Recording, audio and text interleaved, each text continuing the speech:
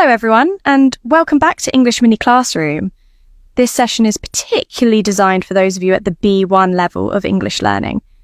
If you're aiming to enhance your listening and comprehension skills, you're in the right place.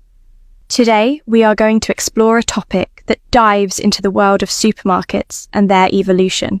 Supermarkets have long been suffering as one of the thinnest margin businesses in existence, and one of the least looked forward to places to work or visit.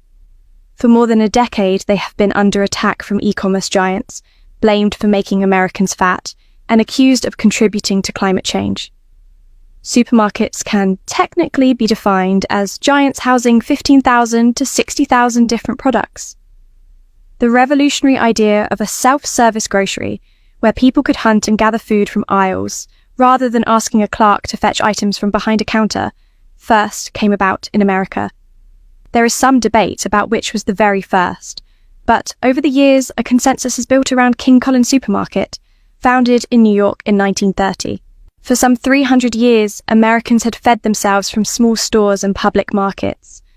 Shopping for food involved mud, noisy chickens, clouds of flies, nasty smells, bargaining, and getting shortchanged. The supermarket imitated the Fordist factory, with its emphasis on efficiency and standardization, and reimagined it as a place to buy food.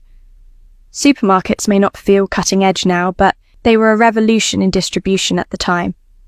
They were such strange marvels that, on her first official state visit to the United States in 1957, Queen Elizabeth II insisted on an impromptu tour of a suburban Maryland giant food.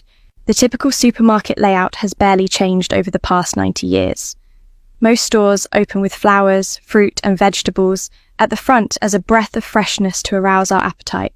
Meanwhile, they keep the milk, eggs, and other daily basics all the way back, so you'll travel through as much of the store as possible and be tempted along the way. In the early days, as the supermarket multiplied, so did our suspicion of it.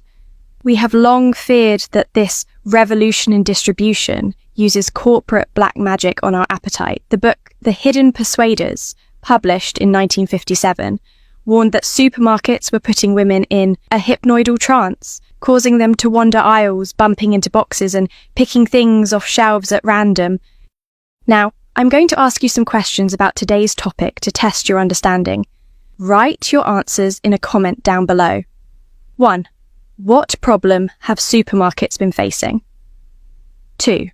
What does the passage say about the idea of a self-service grocery? 3.